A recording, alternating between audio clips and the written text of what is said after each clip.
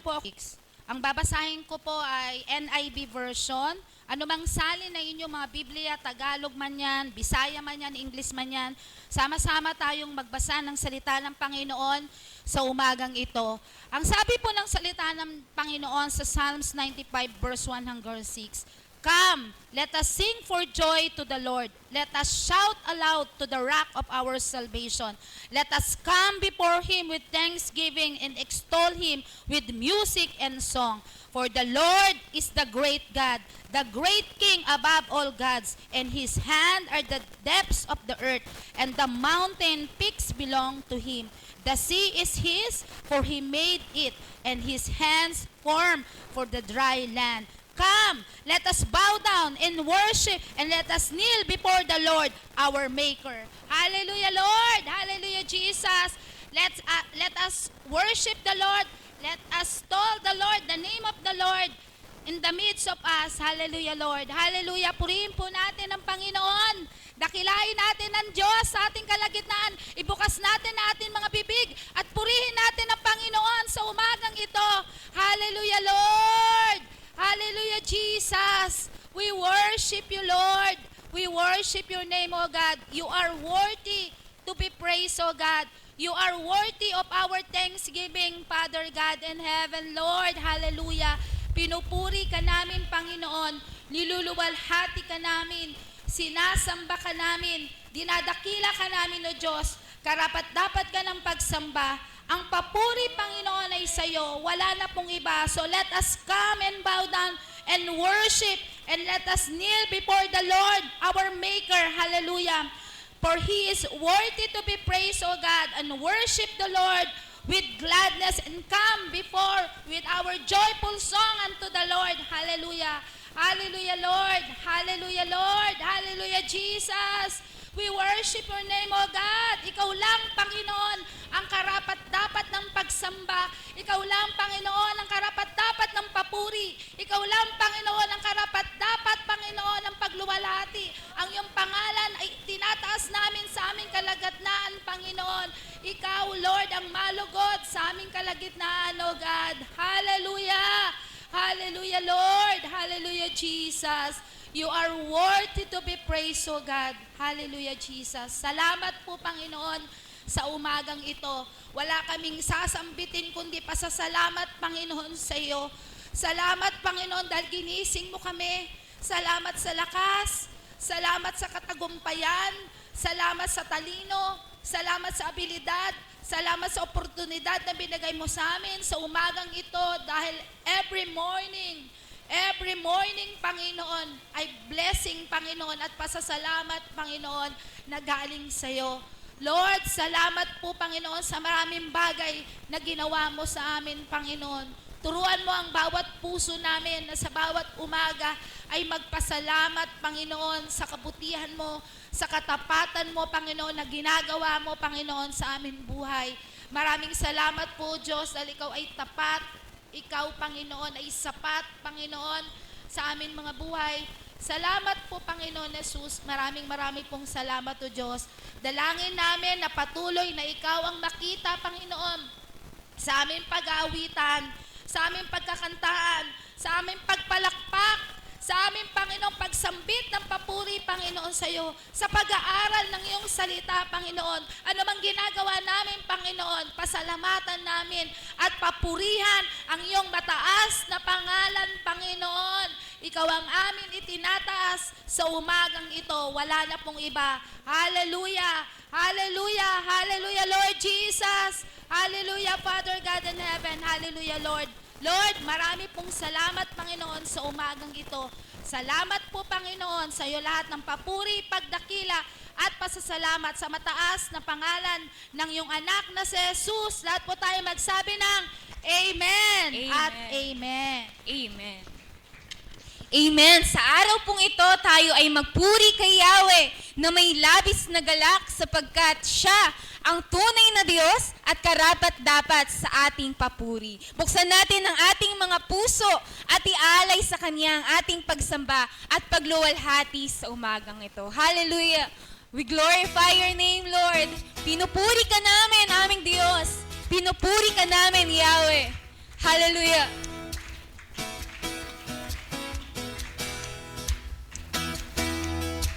Umaawit, nagpupuri, nagdiriwang ang lahat.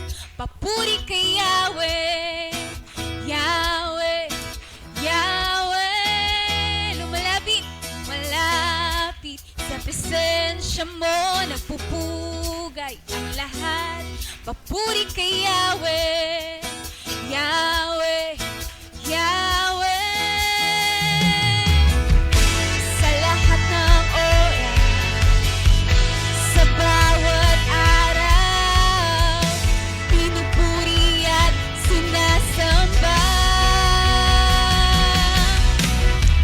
Ikaw ang tunay na Diyos, Hari ng mga hari, tapat kailanman, di nagbabago. Ikaw ang tunay na Diyos, Hari ng mga hari, tapat kailanman, di nagbabago. Si Yahweh ang ating Diyos. Hallelujah! Ikaw lamang ang aming Diyos. Umaawit, nagpupuri, nagdiriwang ang lahat. Papuri kay Yahweh, Yahweh, Yahweh. Lumalapit sa presensya mo, nagpupugay ang lahat. Papuri kay Yahweh, Yahweh, Yahweh. Sa lahat ng oras, sa bawat araw, pinupuri at sinasamba. Hallelujah!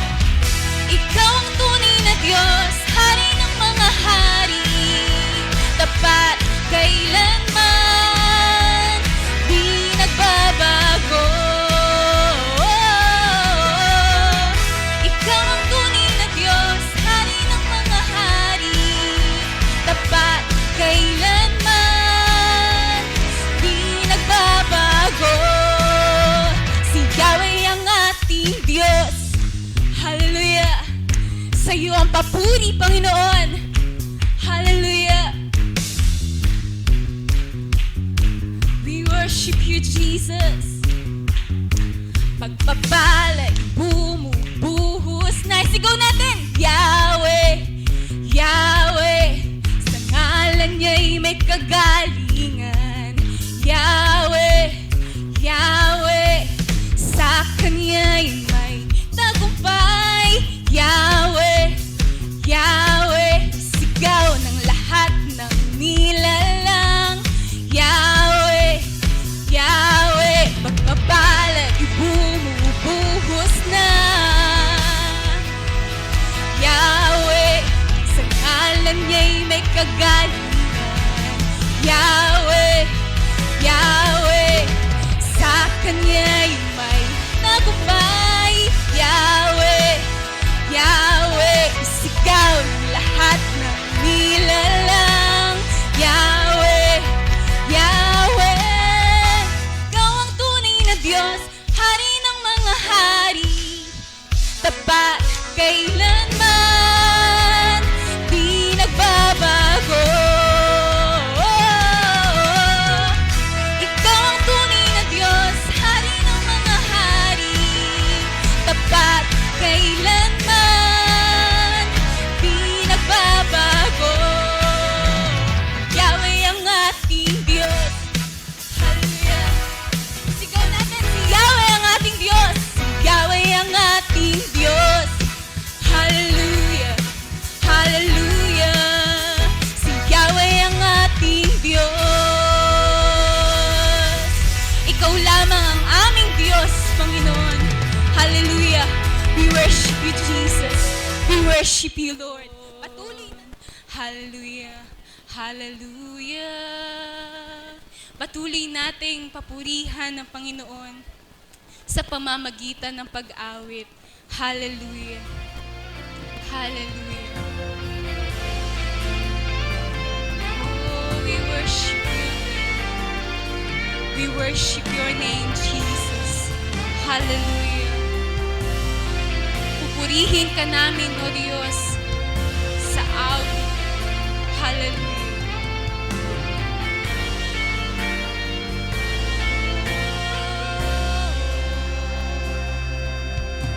Walang hanggang katapatan sa buhay ko'y lagi mong laan. Narito, dahil sa biyaya mo, habang buhay magpupuri sa'yo. Walang hanggang katapatan sa buhay ko'y lagi mong laan. Narito, dahil sa biyaya mo, habang buhay magpupuri sa'yo. Pupurihin ka sa awit, itataas ang aking tinig, itatanghal sa buhay ko'y tanging ikaw, O Diyos. Higit pa sa kalangitan, ang iyong kaluwalhatian, kadakilaan mo'y di mapapantayan. Walang katapatan, hallelujah, sa buhay ko'y lagi mong laan. Narito, dahil sa biyaya mo, habang buhay magpupuri sa'yo. Pupurihin ka sa awit, itataas ang aking tinig, itatanghal sa buhay ko'y tanging ikaw, O Diyos. Higit pa sa kalangitan, ang iyong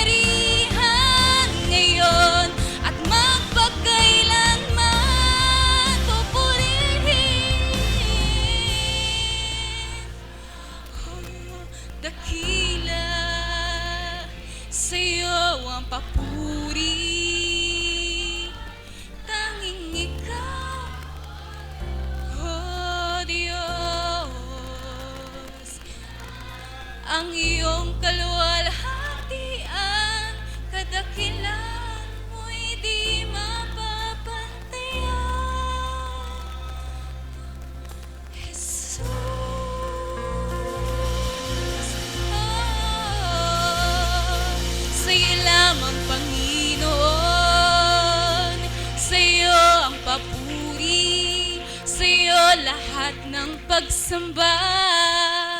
Sa'yo lamang, Panginoon, sa'yo lamang aming Diyos. Thank you, Lord. Hallelujah. Sa pagpapatuloy, Panginoon, ng pagtitipon na ito, ikaw ang siyang maitaas, mapapurihan, mabigyan ng pasasalamat, Panginoon, at madakila sa lahat. Panginoon, sa umagang ito, sa iyo namin ibinibigay lahat ng kapurihan, pasasalamat at pagdakila. Dahil ikaw ang Diyos na tapat, dahil ikaw ang tunay na Diyos at makapangyarihan sa lahat.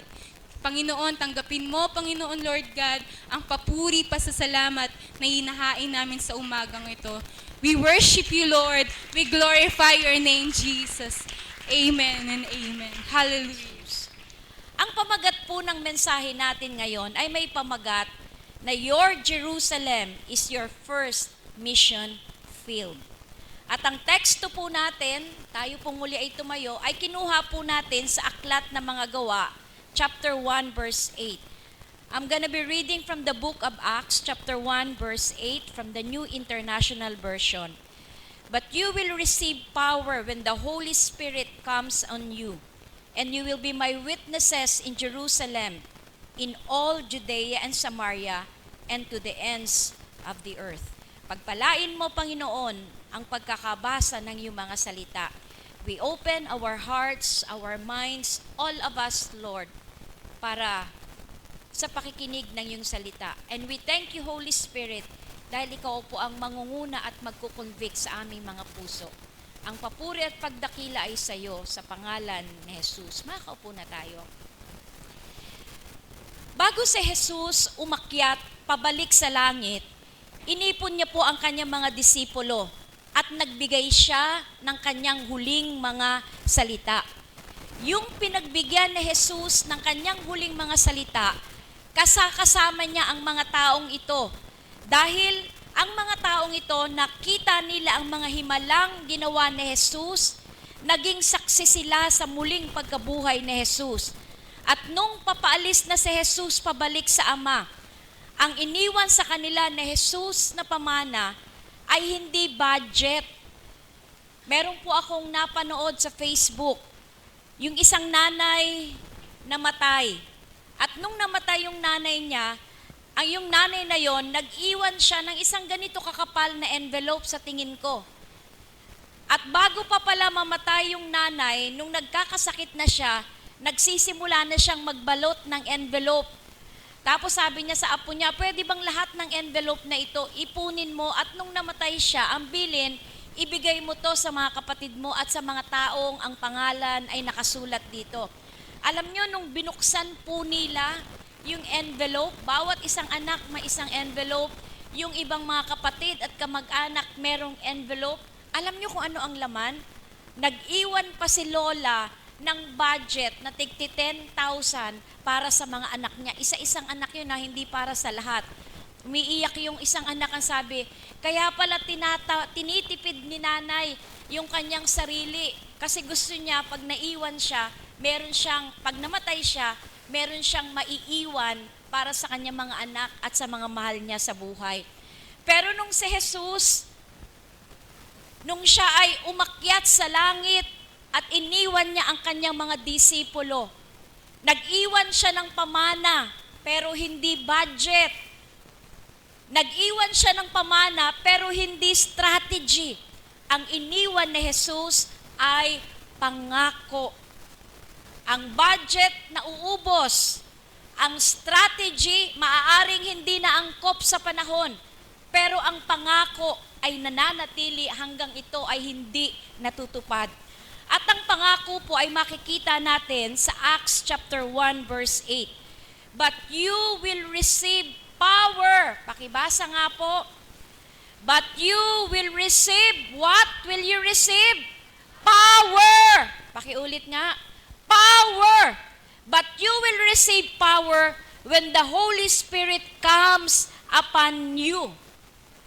Hindi lang siya nag-iwan ng pangako na bibigyan niya ng kapangyarihan, ng power. Nag-iwan din po siya ng misyon para sa mga tagasunod niya. doon sa pangalawang talata ng Acts chapter 1 verse 8.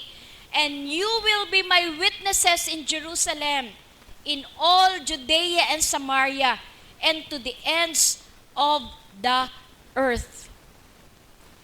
Ang hirap ng misyon. Magiging saksi ka sa iyong Jerusalem, sa Judea, sa Samaria, hanggang sa katapusan ng daigdig. Yung misyon na iniwan na Jesus sa kanyang mga disipulo ay hindi pangkaraniwang misyon. Yung hindi pangkaraniwang misyon, hindi yung kayang gawin ng tao.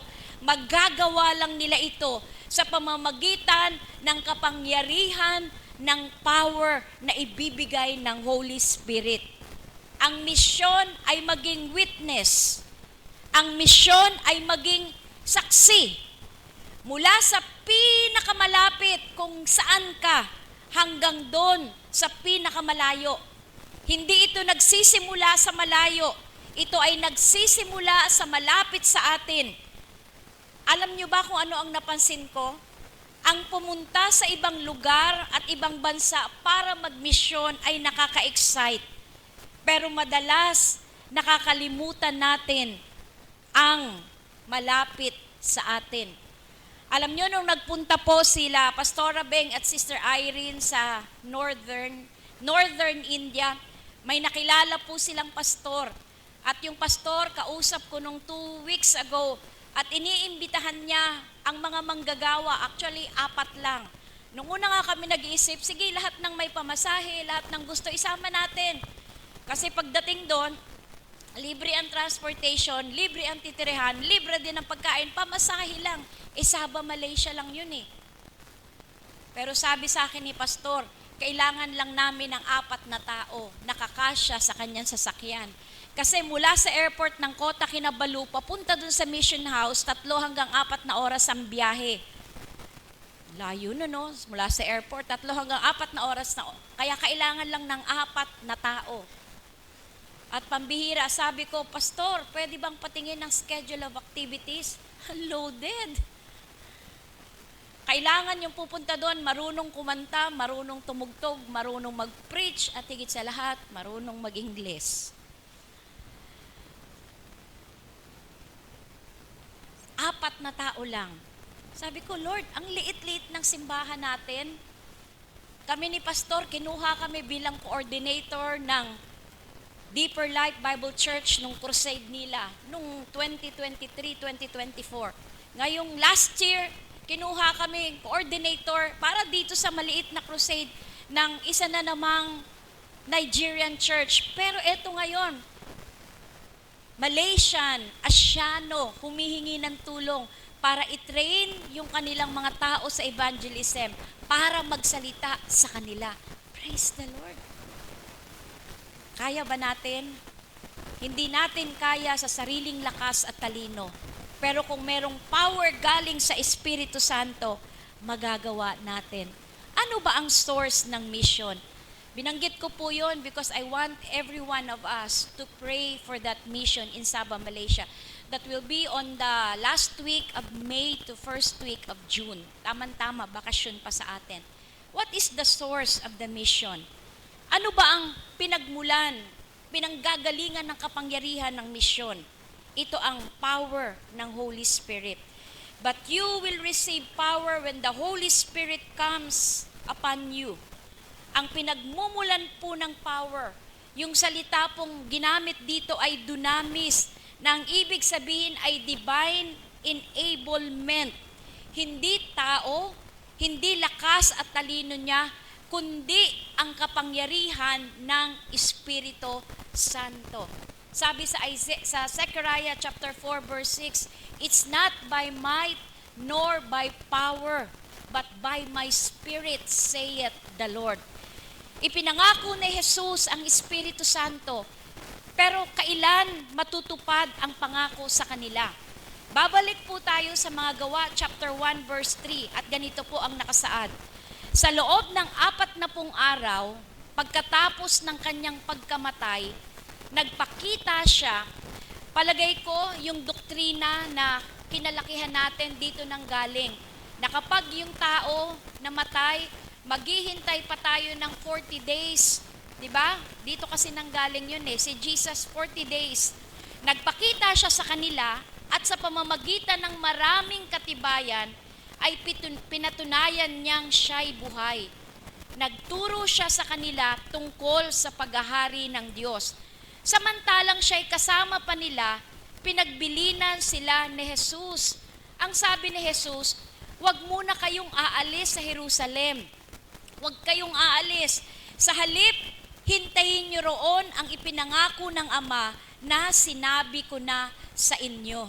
Kaya pag akyat ni Jesus, nagkatipon sila sa Jerusalem at ang sabi ni Jesus, huwag kayong aalis sa Jerusalem. Wait until the coming of the Holy Spirit. At wala pong nakakaalam kung gaano katagal yung pagdating ng Espiritu Santo. Pero ang sabi ni Jesus, wait. Dahil hindi nila magagawa ang misyon sa sariling talino at lakas kung wala ang Espiritu Santo. Ang sabi ni Jesus, wait until the coming of the power of the Holy Spirit. Dahil ang Espiritu Santo ang magbabago sa kanilang buhay. Babaguhin ng Espiritu Santo ang mga mananampalataya para maging mahusay na saksi ng Panginoon. Ang gawain ng Panginoon ay espiritual. Ang gawain ng Panginoon ay magagawa lang sa pamamagitan ng kanyang kapangyarihan. Ilang po sa inyo dito ang nagluluto? Mahilig kayo magluto ng tinapay. Nagbe-bake kayo ng cake. Nag-iinit kayo ng pandesal o ng American bread pag kinakain nyo sa umaga.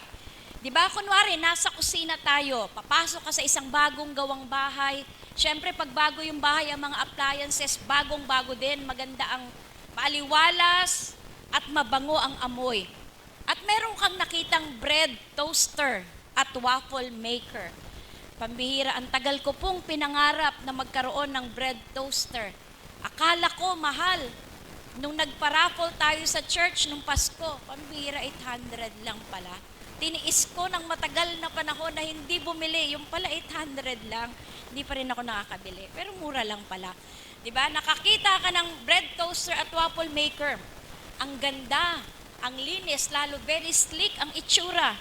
Excited kang gamitin. Kasi gusto mong initin ng tinapay, gusto mong gumawa ng waffle. Pinindot mo ng pinindot yung on. Pero ayaw uminit.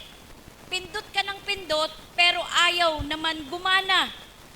Niisip mo, bago naman itong gamit na to, kabibili ko lang to ng 1 linggo Pero bakit ayaw gumana? Ayaw gumana dahil hindi pala nakasaksak.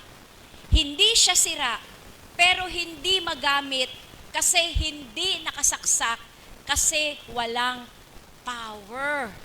Ang kailangan po natin ngayong 2026 para mula sa simbahan, pupunta tayo sa mission field. Kailangan natin ang power, not kilikili power, not political power. We need the power from the Holy Spirit. Ganon din po ang maraming mananampalataya. Malinis ang puso, may alam, at may programang sinusundan. Pero pag naglilingkod, walang impact. Dahil ang Espiritu Santo ay wala. Magkakaroon lang ng power ang ginagawa nating paglilingkod sa Panginoon kung andon ang Espiritu Santo. Kilala niyo si Peter? Ako po may assumption na kapag ang pangalan ng tao ay Peter, pogi, hindi ko naman nakita si Peter na disipulo ni Jesus. Pero ang alam ko, siya ay matapang na tao. Ang tapang ni Peter Pero nung hindi pa namamatay si Jesus, uusigin pa lang siya, tinanong siya ng isang babae ang tanong, Mama, kilala mo ba yan si Jesus? Ang sabi ni Pedro, 3 taon sila magkasama. Ang sabi ni Pedro, kasama siya sa inner circle ni Jesus. Close sila ni Jesus. Pero ang sabi niya, hindi ko siya kilala. Deny to death si Peter. Pero matapang siyang tao. Pero nung dumating ang kapangyarihan ng Espiritu Santo, si Pedro ay naging totoong matapang na saksi ni Jesus. Nagbago si Peter dahil binago siya ng kapangyarihan ng Diyos. If we attempt God's work without God's power, we will end up prostrated and burned out.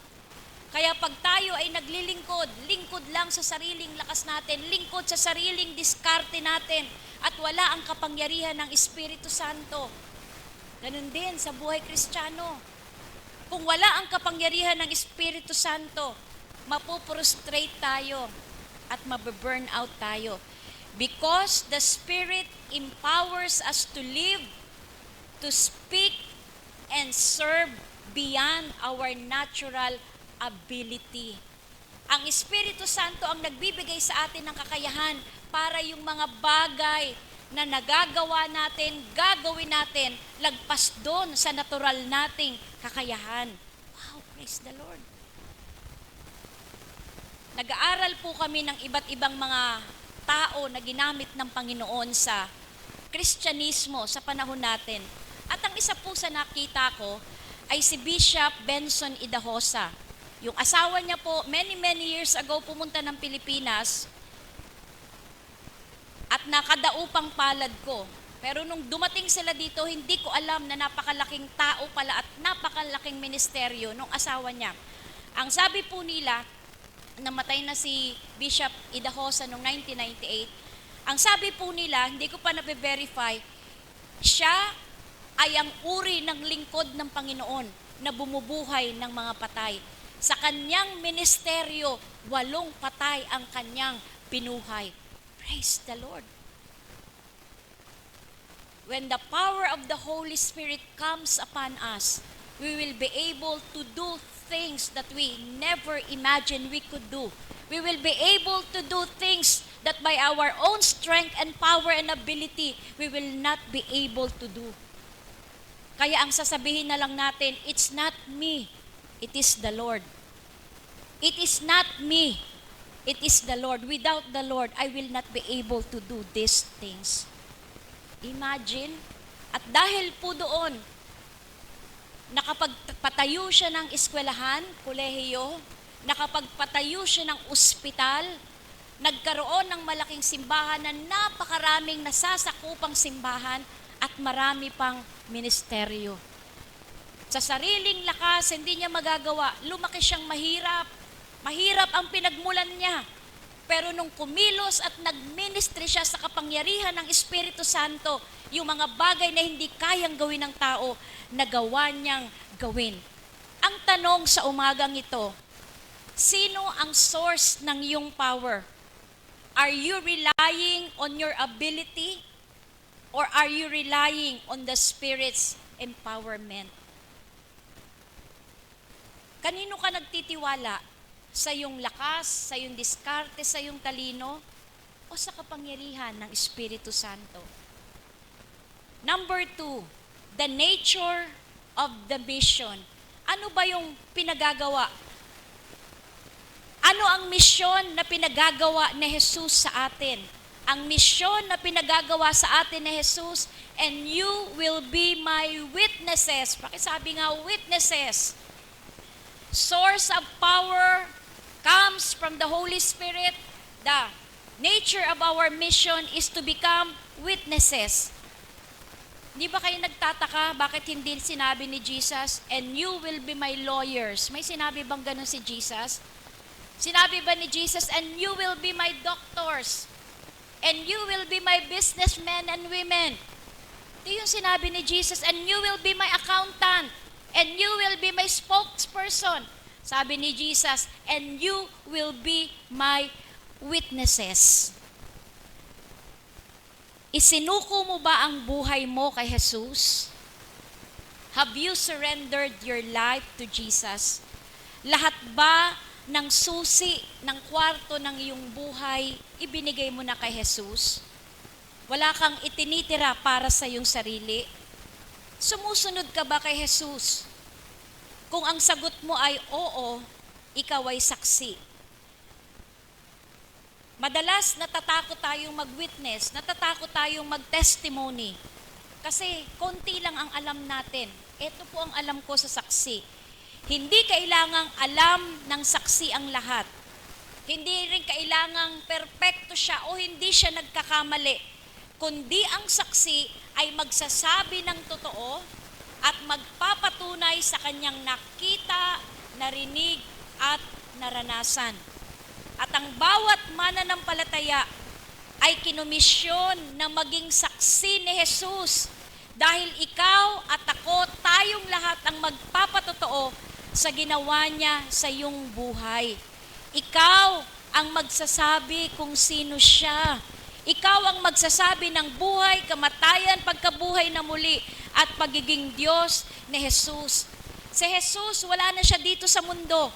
Kaya tayo ang kanyang kinatawan sa mundong ito. Tayo ang kanyang saksi.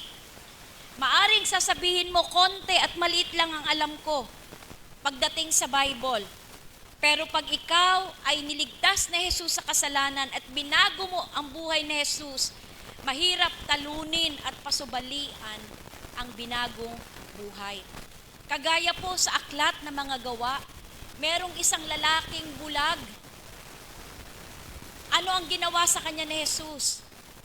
Siya ay pinagaling ni Jesus. At nung siya ay pinagaling ni Jesus, siya ay sumaksi sa ginawa ni Jesus sa kanyang buhay. At ang sabi niya, dati bulag ako, dati hindi ako nakakakita, dati kinakailangan may umaalalay sa akin pagpunta at pag-alis ko sa lugar na ito. Pero nung dumating si Jesus,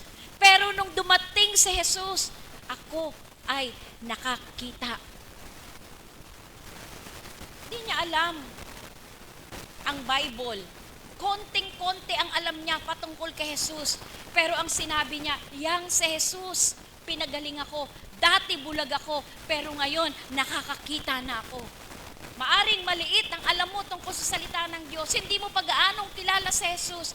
Pero pwede mong sabihin, ako ay niligtas ni Jesus. Binago ni Jesus ang aking buhay.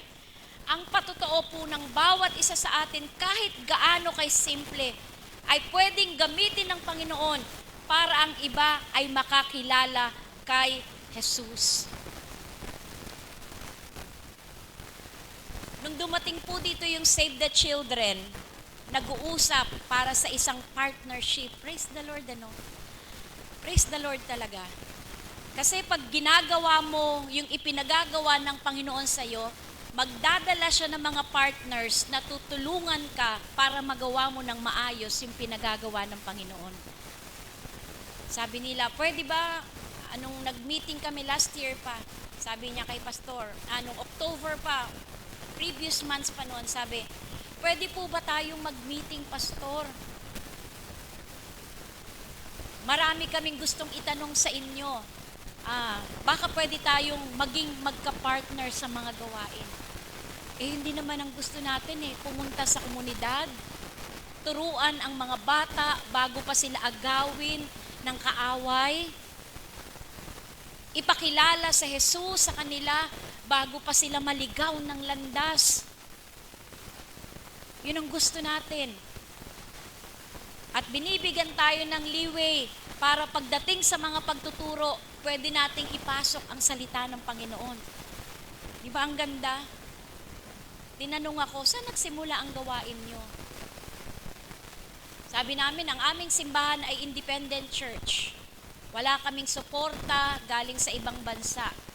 Ang suporta ay nanggagaling sa mga tithes and offering ng mga tao. Saan nagsimula ang simbahan? Sabi ko, maraming taon na ang nakakaraan. Ang mami ko ay nanonood ng TV at napanood niya sa TV, try God, subukan ang Diyos.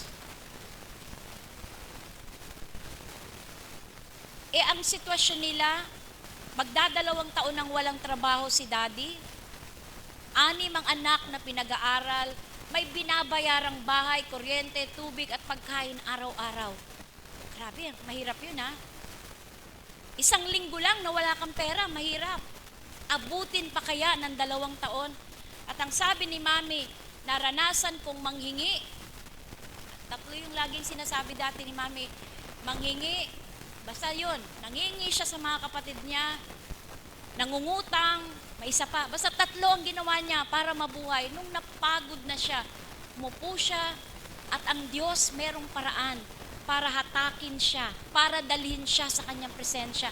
Nakita niya raw yung palabas na try God. At ang umagaw sa kanyang kaisipan, yung conceptualized by the Holy Spirit.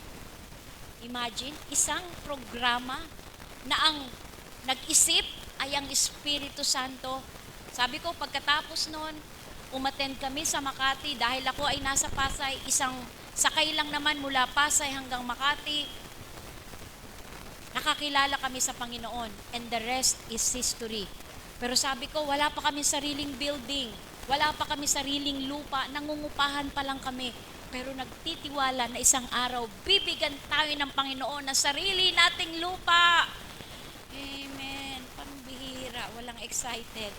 Nagtitiwala tayo sa pangako ng Diyos na bibigyan tayo ng Diyos ng sariling lupa para yung building natin, mapapaganda natin. Para yung perang ginagamit sa upa, magagamit natin sa ministeryo.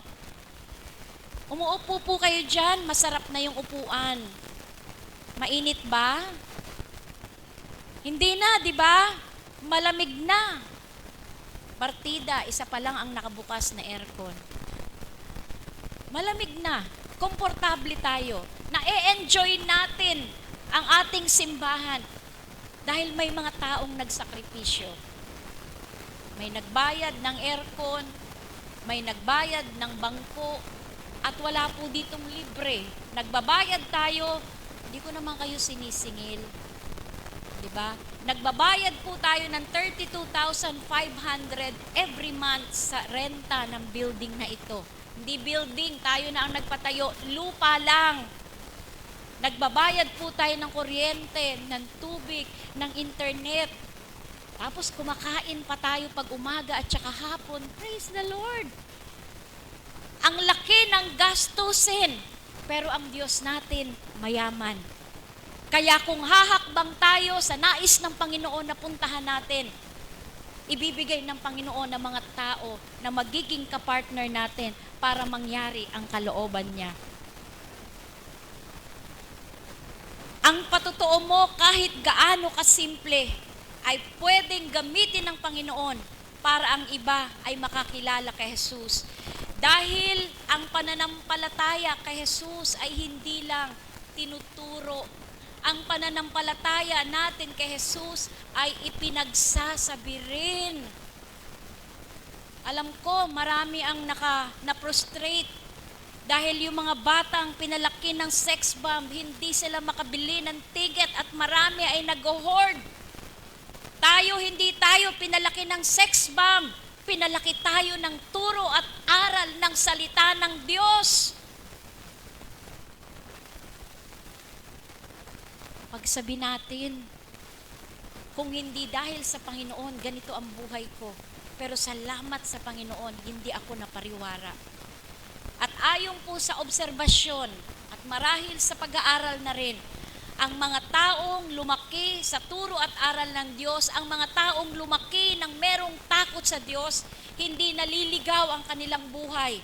Maligaw man, bumabalik pa rin sila. Kasi ando ng Espiritu Santo na humihipo sa kanilang puso. Number 3, the order of the mission. Ano ang pagkakasunod-sunod ng mission? Ang mission po ay progressive. Ibig sabihin, progressive at hindi selective. Hindi siya namimili. Dahil ganito po ang sabi, and you will be my witnesses in Jerusalem, in all Judea and Samaria, and to the ends of the earth. Ang pamagat po ng mensahe natin ngayon, your Jerusalem is your first mission field. Ano ang pagkakasunod-sunod ng misyon? Saan ba ako dapat magsimula? Dapat magsimula ka sa Jerusalem. Kung meron po kayong pagnanasa na magpunta sa Israel at meron kayong kakayahan na magbayad ng 210,000,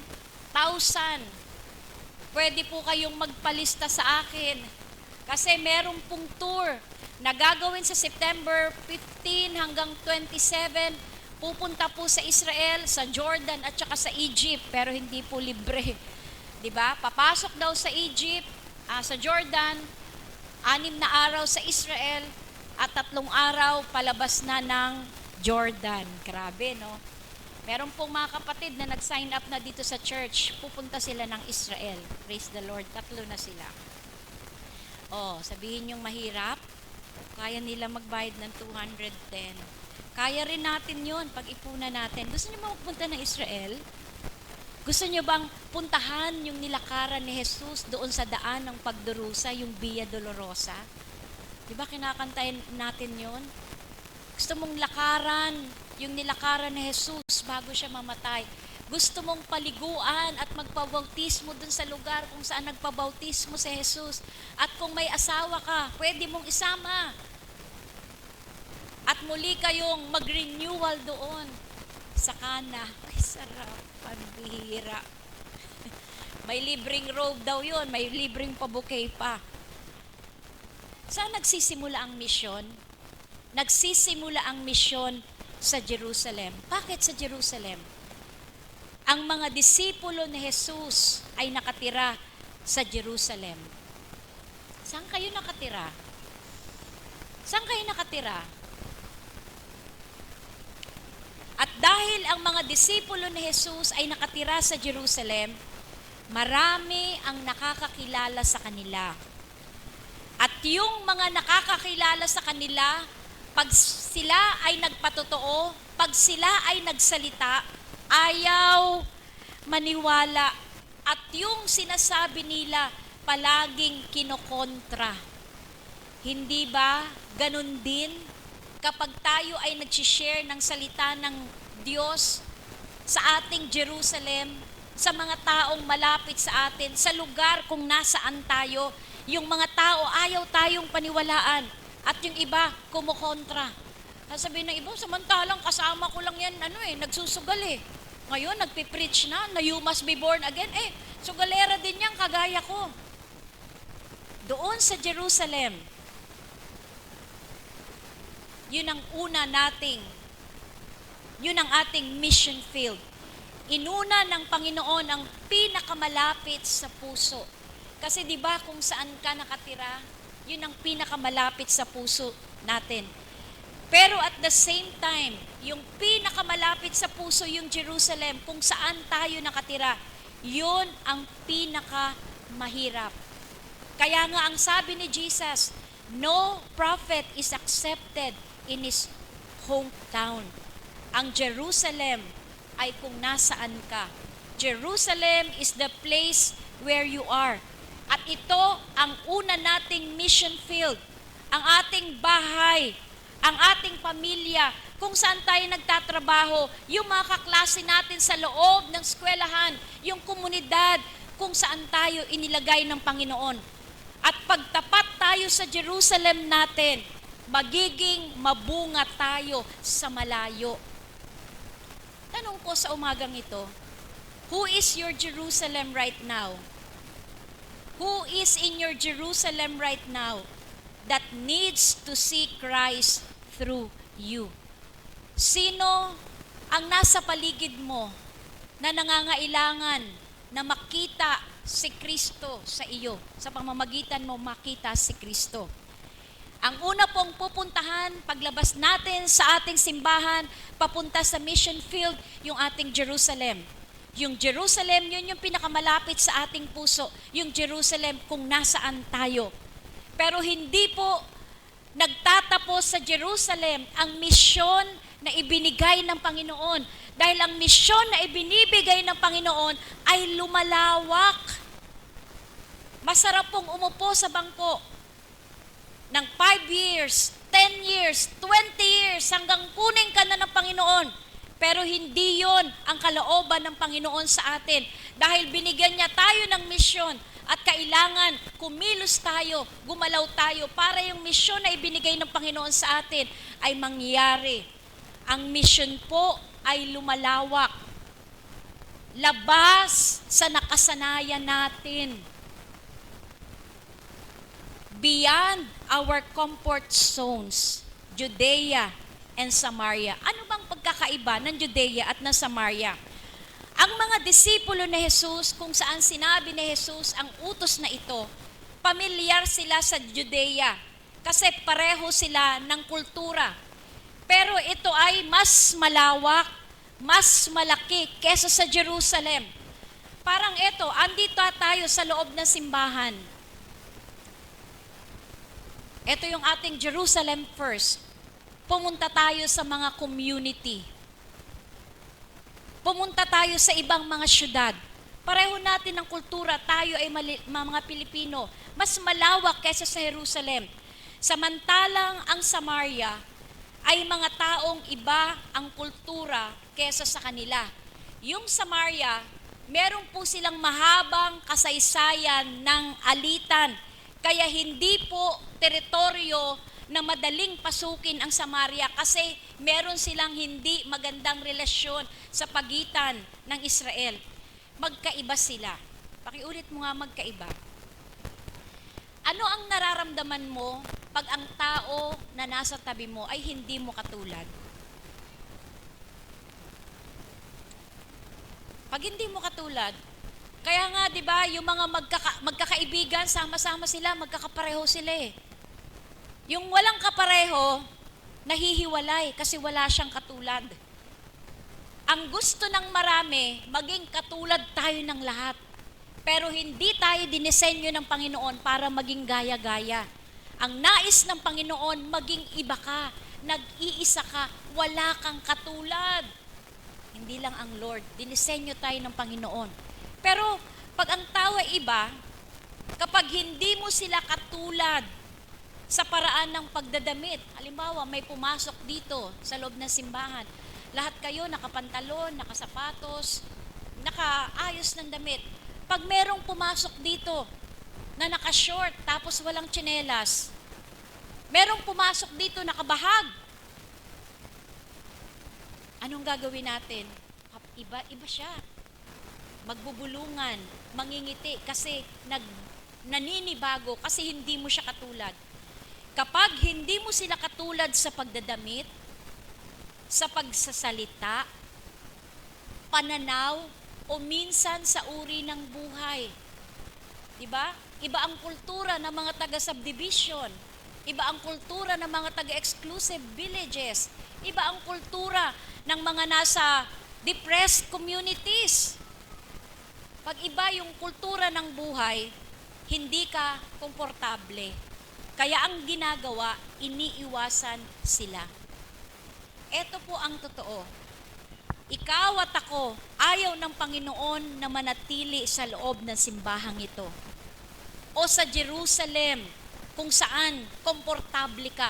Kahit gaano ka katagumpay, kahit gaano ka pa komportable kung nasaan ka, ayaw ng Panginoon na manatili ka dyan. Kaya tinutulak tayo ng Panginoon papalabas sa nakasanayan at tinuturuan niya tayong huwag mamili o magtangi ng tao kahit hindi mo sila pareho. Ba, iniisip ng Lord, ang gagaling naman ng mga anak ko sa living faith. Hindi pwedeng manatili sila sa loob ng simbahan. Kaya anong ginagawa ng Panginoon? Nagbubukas siya ng mga opportunities para makalabas tayo sa loob ng simbahan. Kasi ang misyon, wala sa loob ng simbahan. Ang misyon ay nasa labas ng simbahan. Kailangang makita nila, kailangang marinig nila na sila ay mahal ng Diyos at merong Diyos na namatay para sa kanila. Ayaw ng Panginoon na nagtatangi tayo kahit hindi natin sila pareho. Nagpunta po kami 3 years ago sa Penang, Malaysia at yun po ay international conference. Nakakatuwa dahil may mga galing sa Northern India, may mga Indiano palang mapuputi, may mga Indiano palang maganda ang amoy. Nakakita ako ng tao galing sa Mongolia, tuwang-tuwa ako. Sabi ko, gusto kong pumunta dyan sa Mongolia. Kasi di ba sikat na sikat ang Mongolia sa kanilang mga Sherpa. Yung mga pag-aakyat ng bundok, yun ang gagabay. Sabi niya, sige, eto yung aking business card. Nawala ko na, hindi ko sa muna nailagay. Sabi niya, eto ang business card. Pag gusto mong pumunta ng Mongolia, kontakin mo lang ako. Pambihira, ang daming bansa doon. At tawa ako ng tawa dahil si Pastor, ang dami niyang binigyan, ang daming humingi ng kanyang telephone number. Sabi niya, natuto na ako. Yung mga humingi, tawag ng tawag sa kanya, hingi ng tulong. Sabi niya, iniisip siguro nila, marami akong pera. Kaya sabi niya, next time, mag-iingat na ako sa pagbibigay ng number ko. Yun ang natutunan eh. Iba-ibang lahi. Umattend nga kami ng international conference, ang nag-sponsor ay Indiano na matagal nang sa Amerika. Pambihira ang kainan, kamayan. Sabi ko, ngayon lang ako naka-attend ng conference, pero ganun kasi ang kultura nila. Yung kultura nila, gusto nilang ipakita sa ibang mga lahi. Hindi pareho. May mga nagsuggest, lalo yung mga puti, sabi nila, pwede ba, pag kukuha kayo ng kanin tsaka ulam, gumamit naman kayo ng serving spoon. Kung walang serving spoon, gumamit kayo ng plastic. Lagyan nyo ng plastic yung kamay nyo. Kaya yung ibang sobrang maselan, di ba sila ganun lang naman sila. Yung ibang maselan, hindi sila kumakain, nag-order sila, uwi silang hotel, mag-order sila ng sarili nilang pagkain. Iba-iba ang ating kultura. Pero ang nais ng Panginoon, pag tayo ay pumunta papalabas ng ating Jerusalem, pag tayo ay itinulak ng Panginoon sa lumalawak na ministeryo, huwag tayong mamili o magtangi ng tao kahit hindi natin sila pareho. Merong pader sa pagitan ng mga tao, lalo ng mga taong hindi natin kapareho ng kultura. Merong hadlang. Pero yung pader at yung hadlang na yon ay sinisira ng mabuting balita. Ang sabi, Jesus is our peace. He has broken down every wall. Kaya lahat ng nagpapahiwalay sa tao, sa Diyos, sinira ng Panginoon yon. Yung nagpapahiwalay sa atin, sa kapwa-tao natin, sinira yun ng Panginoon kapag ipinangaral natin ang mabuting balita. Sinisira ang pader para makatawid tayo sa mga hangganan. Because the gospel pushes us beyond convenience into compassion. Lagpas sa pagiging komportable, ang gusto lang natin, maging komportable ang buhay natin. Pero ang mga taong sumusunod kay Jesus, hindi komportable ang buhay. At hindi nangako si Jesus na bibigyan kanya ng komportableng buhay kapag sumunod ka sa kanya. Dahil ang sabi ni Jesus, if you follow me, take up your cross. Ano pa sabi? Deny yourself, take up your cross and follow me. It pushes us beyond convenience into compassion. Sa Acts chapter 8, makikita natin na ang Diyos ay nangusap kay Felipe. At nung nangusap ang Diyos kay Felipe, siya ay sumunod sa salita ng Panginoon at siya ay nagpunta sa Samaria, sa isang lugar na ayaw nilang puntahan. At dahil si Philip ay sumunod sa utos ng Panginoon na pumunta sa Samaria, nagkaroon ng revival. Natawid niya yung hangganan. Nasira niya yung pader. Dahil ang pag-ibig ng Diyos ay hindi po nakasalalay sa kalagayan natin. Ang misyon, nagsisimula kung nasaan tayo. Ito ang ating Jerusalem. Pero ang misyon na iniwan ni Jesus, ito ay lumalawak sa Judea at Samaria. Pero ang misyon ng Panginoon, ito ay lumalayo. Pakisabi mo nga, lumalayo. Kung ang nararating mo lang, 45 years old ka na, ay Quezon City ang pinakamalayo. May mas malayo pa sa Quezon City. Pwede kang pumunta sa Baguio. Kung 50 years old ka lang na at ang nararating mo ay Baguio pa lang, may mas malayo pa sa Baguio, may Sagada pa. May mas malayo pa sa Pilipinas, pwede kang pumunta sa Hong Kong, sa China, sa Macau. O pwede kang pumunta sa Africa. Nagbibilang ako. Di ba tinuturo dati sa eskwela Kristiyana, North America, South America, Europe, Asia. Ano kasunod? And Australia, Africa. Binilang ko na yung Antarctica kasi mahirap naman pumunta doon. Antarctica, these are the continents. Sabi ko, 3 kontinente na lang ang hindi ko napupuntahan. Isang araw, pupunta rin ako. Sabi nung anak ko, dapat mama mga down under. Si Joy Palin, dapat yung mga down under. Wait ka lang. May tamang oras at panahon ng Panginoon. Dati ang nakikita ko lang Las Piñas. Pero binuksan ng Diyos ang mata mo. Pinaranas kang magpunta sa ibang lugar at merong pagkakataon na misyon. Kasi ang misyon, hindi lang kung nasaan tayo. Hindi lang ito sa Judea at saka Samaria. Ang misyon ay lumalayo. Kasi ang misyon, inaabot ang pinakamalayong lugar. Maging ang dulo ng daigdig dahil ito ang plano ng Diyos. Ang bait ng Lord, ano? Alam nyo, ang Diyos, hindi lang individual, hindi lang national, kundi ang Panginoon ay global. Ang puso ng Panginoon para sa misyon, ang puso ng mga Panginoon para sa mga taong walang pagkakilala sa Kanya, ang puso ng Panginoon para sa mga nagdurusa ay global. Kaya kung ang puso ng Diyos ay global, dapat ang puso din natin ay global. Ang puso ng Lord ay para sa mga bansa na hindi kilala si Jesus. Tama yung sabi ni Pastora Beng, kahit bata dito sa Pilipinas, sa Metro Manila, kilala si Jesus. Pero may mga lugar na hindi kilala si Jesus. May mga lugar na hindi kilala si Jesus. At ang misyon na lumalayo ay nagpapatuloy hanggang sa pagbabalik ng Panginoon. Ang global missions ay sinusuportahan natin kung tapat tayo sa malapit sa atin, kung nagsusumikap tayo na ma-evangelize natin ang ating Jerusalem. Ang mga simbahan nag-aaway-away. Bakit yung member mo lumipat doon sa member ko? Sige, mag-away-away tayo. Naiisahan tayo ng kaaway. Pero sa pag-aaway-away natin, maraming mga kaluluwa ang namamatay na hindi nakakarinig ng mabuting balita. Wala pong shortage ng kaluluwa. Walang shortage ng kaluluwa. Ang kulang, yung mga manggagawa, ang kulang yung mga saksi, hindi nagpapatotoo sa kanilang nakita, narinig at ginawa ng Panginoon sa kanilang buhay. Parang ripple effect. Nasubukan nyo na bang sa isang langganang tubig, maghulog ka ng isang bato? Di ba, pag naghulog ka ng isang bato, yung tubig lalabas. Ganun din po ang mabuting balita. Nagsisimula ng maliit, pero kumakalat hanggang marating ang dulo ng mundo. Parang si Mami, nung nakarinig siya ng mabuting balita, hindi ko to naintindihan pa nung araw, ngayon ko lang siya naintindihan. Alam mo ginawa ni Mami?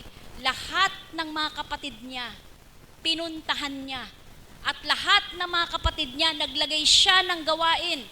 At yung mga kapatid niyang yun, ngayon, nagpapatuloy sa gawain ng Panginoon. Sabi ko, ang galing ng ginawa ni Mami, hindi ko pa na-comprehend. Ngayon ko lang na-comprehend, nung mga ilang taon lang. Punta siya sa San Andres, sabi niya, Let, dito tayo, mag-Bible study naman tayo. Punta siya sa Pasay, Dang, mag-Bible study naman tayo dito. Hindi siya tumigil, kahit sa Batangas na napakalayo. Di ba tayo nakarating pa sa Batangas? Kasi siya ay naging mabuting saksi. Hindi niya pinakawalan yung kanyang mga kapatid dahil ang mga kapatid niya ang una niyang mission field.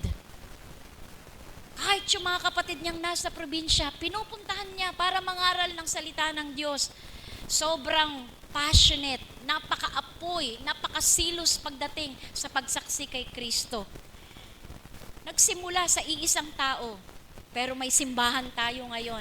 Nagsisimula sa isang tao, pero ang mga pamilya niya ngayon, may iba na naglilingkod sa Panginoon. Isang tao na hindi natakot maging saksi. Isang tao na namuhay ng merong kapangyarihan ng Espiritu Santo. Kaya maraming tao na nasa loob ng Jerusalem niya ang nakakilala sa Panginoon. Kagaya ng mga tagasunod ni Jesus noon. Nung araw po, walang kuryente. Nung araw, naisip niyo ba kung anong mangyari sa buhay natin pag walang kuryente? Nung araw, walang TV. Nung nagkaroon na ng TV, nung panahon namin, pagdating ng alas 12, namamatay na, wala ng programming at nagbabayang magiliw, ibig sabihin tapos na ang palabas. Noon, pag na-stuck ka sa channel, sa isang channel, doon ka na lang kasi mahirap maglipat-lipat, wala pang remote, tatayo ka eh. Alala niyo yung mga panahon na yon? Those were the days. Pero hindi na alam ng mga bata na dati pala, may limit ang oras ng TV kasi ngayon 24 hours, pwede ka makapanood. At hindi mo na kailangang tumayo para maglipat-lipat. Kasi sa kamay mo, hawak mo na yung remote. Walang internet. Mabubuhay pa kaya ang Gen Z, ang Gen A, kung walang internet? Wala po silang malalaking lugar na pinagtitipunan. Wala po silang simbahan na kagaya nito. Wala silang impluensya kasi sila ay mga mangingisda at mga taong hindi mataas ang posisyon sa lipunan. Pero naabot nila ang mundo dahil sila ay sumunod sa utos ng Panginoon sa Acts chapter 1 verse 8 at naging tapat at mabuting saksi sila. Jesus gave His disciples a clear strategy. Power before mission. Bago tayo lalabas, bago tayo humayo, bago tayo maglingkod at maging saksi, kailangan muna nating maghintay para tayo ay mapuspos ng kapangyarihan ng Espiritu Santo. Witness before work. Maging saksi muna tayo. And Jerusalem before the world. Hindi mo pwedeng lagpasan ang iyong Jerusalem at aasahan mo na aabutin mo ang buong mundo. Kailangan maging tapat ka sa Jerusalem mo. Meron na ba kayong niisip ngayon? Naku, yung mga kaklase ko, hindi pa sila born again.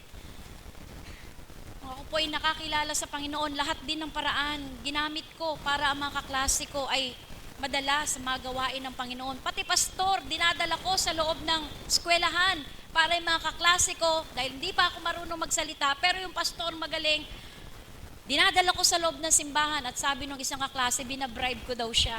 Hindi ko na kasi maalala. Niya, alam mo ba dati, Rodette, pinapakain mo pa kami para umattend ng Bible study. Sabi ko, talaga? Hindi ko na kasi maalala eh. Pero di ba yung tatay ni Aljur, si Ray, nung nagkita sila ni Pastora Beng, dami niyang kwento. Sabi niya, tinutulungan ko siya, mabait siya. Ginagawa ko yung mga bagay na yun, hindi para sabihing mabait o maganda o matalino ako.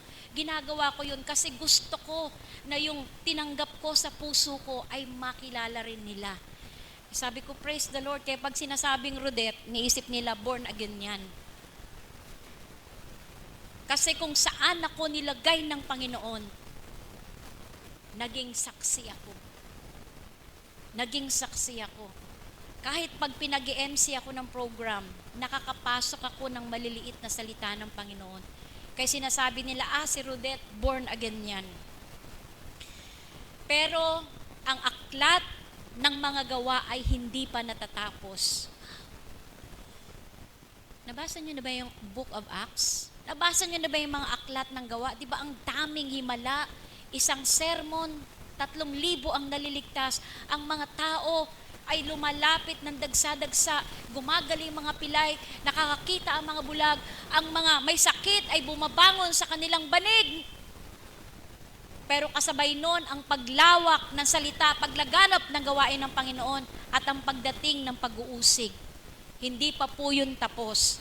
Dahil ang gawain ng Espiritu Santo ay nagpapatuloy. Tayo ang continuation ng kwento ng aklat ng mga gawa. Bakit tayo ang continuation? Because we have the same Spirit. Yung Espiritu na kumikilos doon sa aklat ng mga gawa, siya rin yung Espiritu na ibinigay sa atin ng Panginoon nung tinanggap natin at kinilala natin si Jesus. Because we have the same power. Power. We have the same power. Meron tayong kapangyarihan. And we have the same mission. Yung mission sa kanila, Go to Jerusalem, Judea and Samaria, and to the outermost part of the world. Yun po ang mission natin. Pero ang mission ng bawat isa sa atin ay magsisimula sa ating Jerusalem.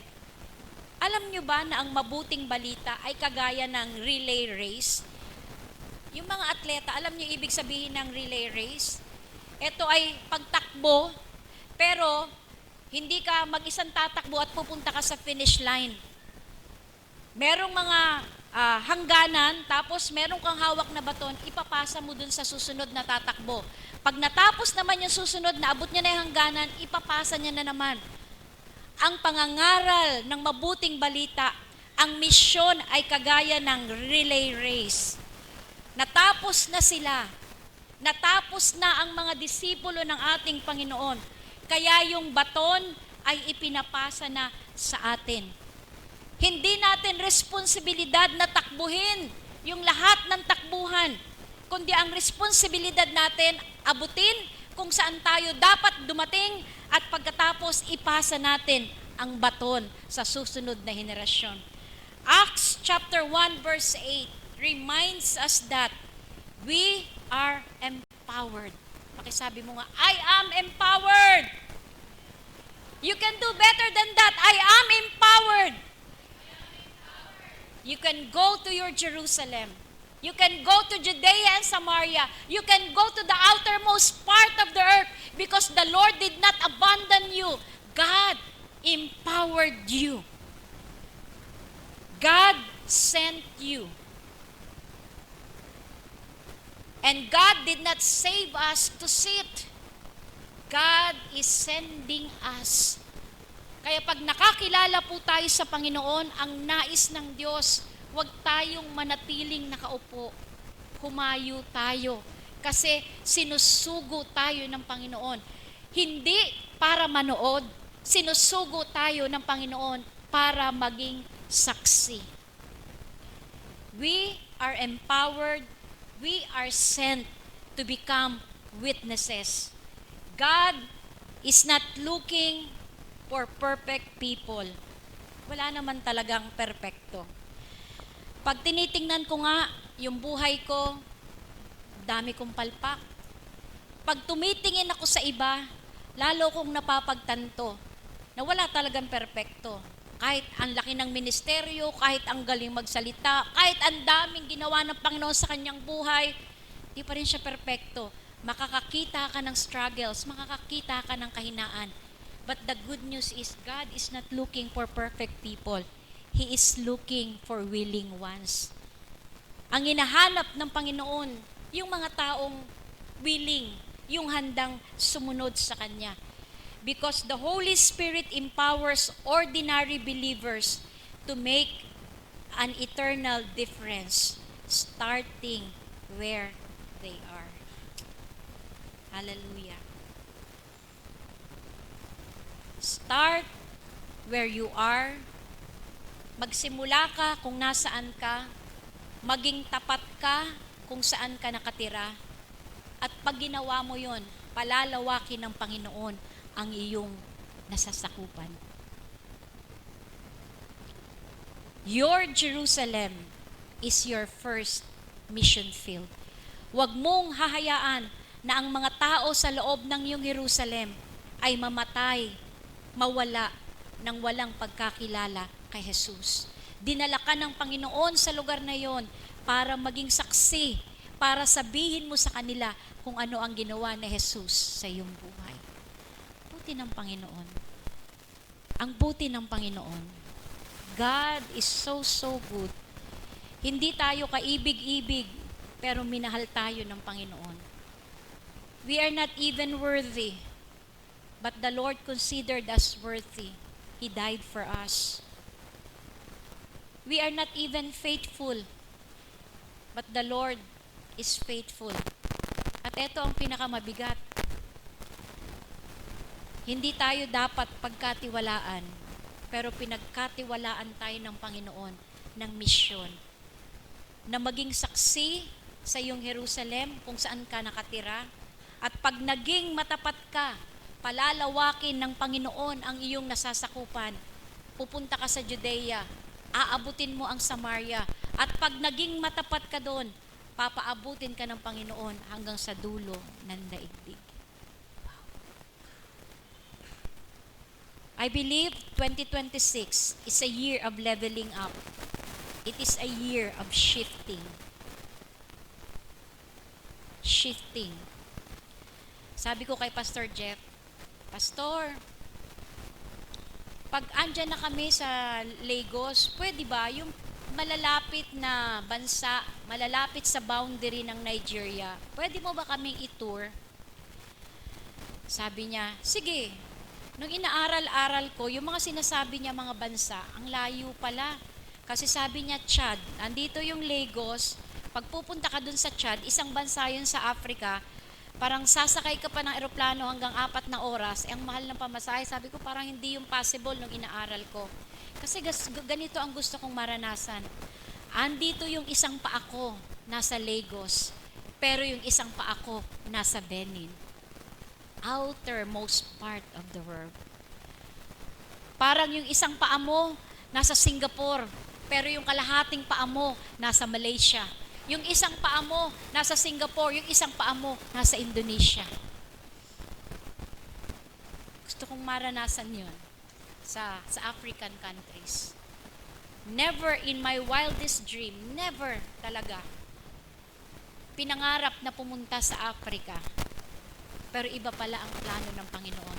Sabi ko, pa, naalala mo nung pinagalitan ako, yung head nga, yung asawa ni Bishop Idahosa. Inimbita natin yung isang mag-asawa na mataas ang posisyon sa church. Tapos, hindi ko naman kasalanan, late silang na-pick up at late silang dumating dun sa usapan. Pagdating, pinagalitan ako ng paginagalitan. Pinagalitan ako ng... Sa sobrang pagalit, yung inimbita natin sa church, siya ang nahiya sa akin. Tapos, sa sobrang hiya niya, sabi niya, punta tayo ng SM, I want to bless you. Binilan niya ako ng bag. Pero alam niyo, sabi ko, ang buti ng Panginoon kasi ang dami-daming sinasabi sa akin, hindi ko talaga naiintindihan. Alam niyo yung pinapagalitan ka, pero hindi nagre-register, pero yung mga tao sa paligid mo na awang-awa na sa akin, sabi ko, hindi ko talaga naintindihan kung ano sinasabi niya. Hindi ko alam na pinapagalitan niya ako. Nung lang natapos yung eksenang yun, doon ko lang nalaman na galit pala sa akin dahil ako nga ang dahilan ng pagkakalate kasi ako nag-imbita.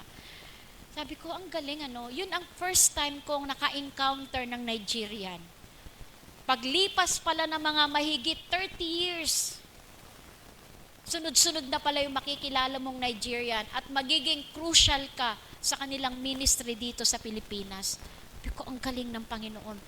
Walang aksidente, walang tao na ipinapadala ng Panginoon sa atin na nagkamali siya. Lahat ng tao na inilalagay ng Panginoon sa paligid natin, may purpose si Lord. Ang dapat nating alamin, ano yung purpose ng Lord at para magawa ang kalooban niya. Our first mission field is your Jerusalem.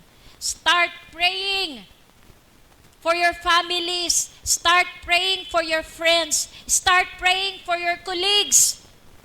And ask the Holy Spirit to fill you with His power. Tayong lahat ay tumayo.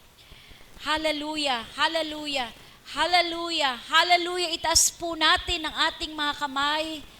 Hallelujah. May mga tao na ipinapakita ang Diyos sa atin na nais niyang abutin natin, na nais ng Panginoon na maging saksi tayo kung ano ang ginawa ng Diyos sa ating buhay. Ikikwento mo lang kung ano ang ginawa ng Diyos. Hallelujah, hallelujah. Thank you, Jesus. Thank you, Lord. Thank you, Jesus. Hallelujah, hallelujah. Hallelujah. Itaas po natin ang ating mga kamay.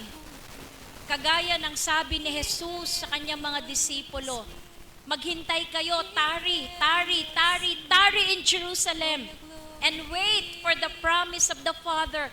Wait for the coming of the Holy Spirit. Hallelujah. Hallelujah, hallelujah.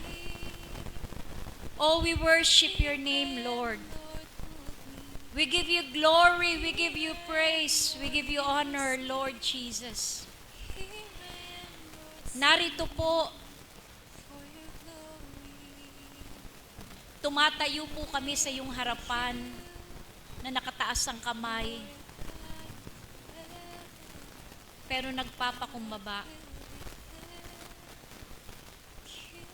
Lord, all of our lives, we ministered not by your Spirit, but according to the arm of the flesh. Sa umagang ito, Panginoon, isinusuko namin ang aming mga sarili.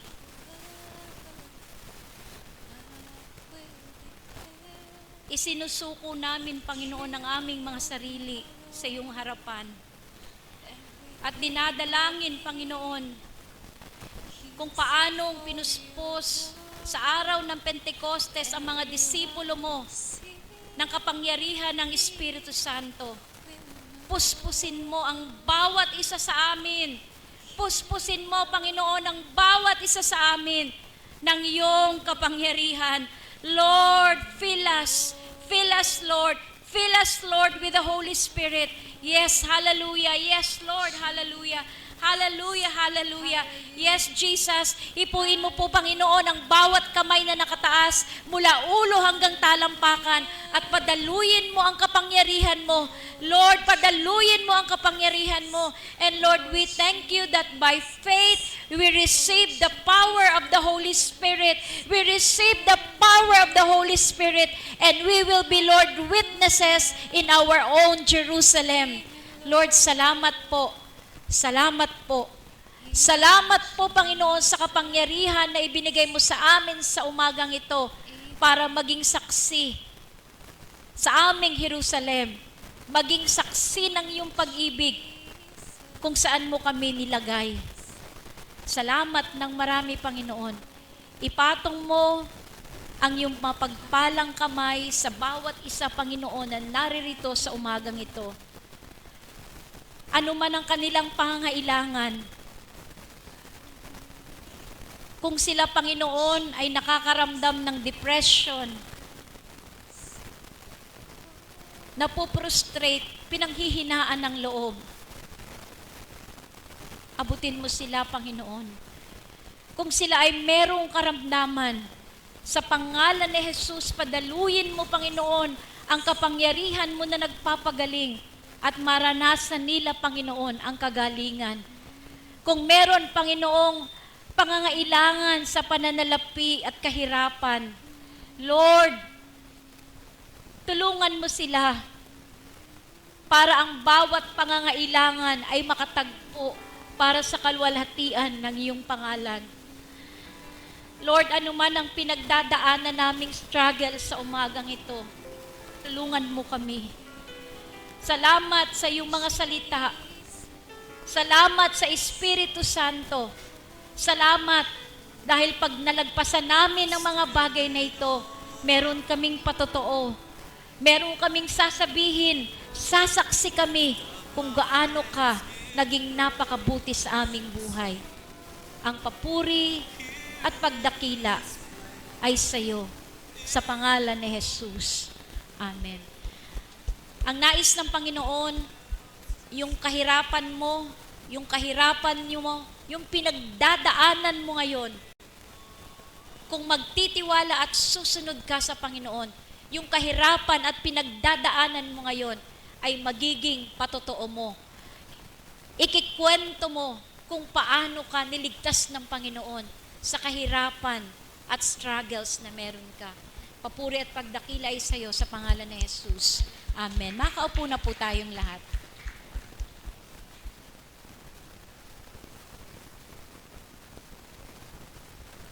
Yan. Ang ganda po ng atin mensahe ngayon na nagpapaalala po sa atin na huwag tayong matakot dahil may Holy Spirit na mangunguna at gagabay sa atin. Saan man tayo pumunta, saan man lupalop, saan man dako, huwag tayong matakot dahil kasama natin ang Holy Spirit. Kaya from the church, go to the mission field. Amen? Amen. At dahil po dyan, alam ko po na na-bless tayo, pinagpala tayo sa salita ng Panginoon. Ngayon naman, siyempre, kailangan natin gawin kung ano yung nararapat natin gawin. Ang ibalik sa Panginoon ang para sa Kanya. Amen? Bakit po ba tayo nagbibigay? Para i-acknowledge natin na si Lord ang lahat ng pinagmumulan kung ano ang meron tayo. Amen? Sabihin mo nga sa katabi mo, si Lord ang source ng lahat. Si Lord ang source ng lahat. Kaya wala po tayong pwedeng ipagmalaki sa Panginoon. Trabaho, pamilya, yung atin mga abilidad, yung atin talino, lahat ng yan ay galing sa Panginoon. Kaya dapat ibinabalik natin sa Panginoon kung ano ang para sa Kanya. At syempre, kasama rin po dito kung bakit po tayo nagbibigay dahil ginagawa natin priority si Lord. Siya yung atin first. Amen po ba? Dapat priority natin si Lord na kapag nakakatanggap po tayo ng anumang bagay, sahod natin, allowance natin galing sa asawa natin o galing sa anak natin o anumang bagay na natatanggap natin, dapat isinaset aside na natin ang 10%. Kaya ako palagi po ako nagpapaalala sa mga anak ko, anak, pag nakakatanggap kayo ng allowance, ngayon si Micah, di ba may trabaho, mag-tithes ka. Kasi yan ang susi para ikaw ay magtagumpay sa buhay. Set aside mo, hiwalay mo, at ibigay mo, ibalik mo sa Panginoon kasi hindi yan sa'yo, kay Lord yan. Amen po ba? Na nagpapakita na pinapriority natin si Lord. Kaya may testimony po ako dyan na kapag inuna natin ang Panginoon at ang lahat ng bagay, anuman, yung mga dinidesire o ninanasa natin ay idaragdag sa atin ng Panginoon. Nag-desire lang po ako na nung birthday ni Isaiah ay magpakain din po dun sa mga homeless. Sabi ko, naku, saan kaya ako kukuha ng extra na money para magawa yung mga bagay na yun. Alam nyo, ang buti ng Panginoon, kasi binigyan po ako ng love gift galing po sa church, dito po ng 3,000 at doon ko po ibinigay. At salamat po sa Panginoon kasi ano man yung dinidesire natin, di ba? Sa maliliit na mga bagay, actually hindi po yung maliit, malaki po yun sa kaharian ng Panginoon, malaki po yun. Kaya ibinibigay niya kung tama ang motibo at tama po yung nais natin. Kung ito ay makakapagbigay ng kapurihan sa pangalan ng Panginoon, ipagkakalo po yan ng Panginoon. Nung last time din po, sabi ko ay magbuo kami ng mag-conceptualize kami. Sabi ko, lalabas naman kami kasi lagi na lang kaming nasa loob Kaya gumastos din po ako doon halos 1,000 mahigit. At ibinalik po yun ng Panginoon. Alam niyo po ba, binigyan din ako ng love gift ng church na 1,000. Di ibinalik ng Panginoon. Baka kapabuti talaga ng Panginoon. Dinidesire mo lang, pinapalitan niya, at marami pa po, isa lang po yan, dalawa lang po yan, pero ang dami pa pong mga simpleng kahilingan, pero alam natin na maluluwalhati ang Panginoon, pero ibinibigay niya. Ano man yung dinidesire natin, kapag tayo ay naging matapat sa Panginoon, inuna natin siya at ang kanyang kaharian, ibabalik niya po, ano man yung mga dinidesire, ano man yung mga ninais sa atin, lalo na kung ang Panginoon po ang mapapapurihan sa atin buhay. Kaya hindi lang po yun. Bakit tayo nagbibigay? Hindi lang ina-acknowledge natin na si Lord ng lahat ng meron. Hindi lang natin siya inuuna, kundi tayo ay nagtitiwala at may pananampalataya tayo sa Panginoon. Amen po ba? Kung may pagtitiwala at may pananampalataya ka sa Panginoon, na alam mo, nasa Kanya yon, na inuuna mo siya at may bibigyan mo siya ng parangal, gagawin mo yon. Kaya kung mahal natin ang Panginoon, magbigay tayo. Ibalik natin sa Panginoon. Dahil yun ay pagsunod. Utos po yan sa Malakay 3:10. Sundin natin ang utos ng Panginoon at si Lord ang bahala anuman ang pangangailangan natin. Amen po ba? Kaya hindi lang yung kaninang misyon na sinasabi ni Pastora dito. Ang ating pong obligasyon din ay ibigay natin sa Panginoon dahil ito yung utos niya. Kung ano ang nararapat para po sa Panginoon. Kaya hawakan po natin, ipanalangin po natin, at ang gusto po ng Panginoon, may masayahin puso, hindi napipilitan, kusang ibinibigay na para sa Panginoon. Tayo po ay manalangin. Lord, salamat po sa umagang ito. Nagtitiwala kami, sumasampalataya kami at naniniwala kami, Panginoon, na ang lahat ng bagay, Panginoon, ay galing sa iyo. Ipinagkatiwala mo lang ito sa amin. Kaya marapat lang, Panginoon, na ibalik namin sa iyo ang karapat-dapat na para sa iyo, na nagpapakita na inuuna ka namin. Priority ka namin, Panginoon, sa lahat ng bagay na meron kami. Na kami, Panginoon, ay nagtitiwala, sumasampalataya, Panginoon, na kaya mong isupply, Panginoon, ang lahat kung ano ang pangangailangan namin. Lord, marami pong salamat. Salamat po sa kabutihan mo, salamat sa katapatan mo, salamat, Panginoon, dahil ikaw, Panginoon, ang source ng lahat ng bagay na meron kami. Marami pong salamat, pagpalain mo ang mga salaping ito na gagamitin para sa ikalalawak ng iyong ministeryo sa simbahan, sa labas, at sa lahat ng gawain, Panginoon. Marami pong salamat. Ito pong aming dalangin in the name of our Lord Jesus Christ. Amen and God amen. be the Malugod po glory. natin. To God be the glory. To God be the glory for the things He has done with His blood. With His blood, He has saved me. With His power,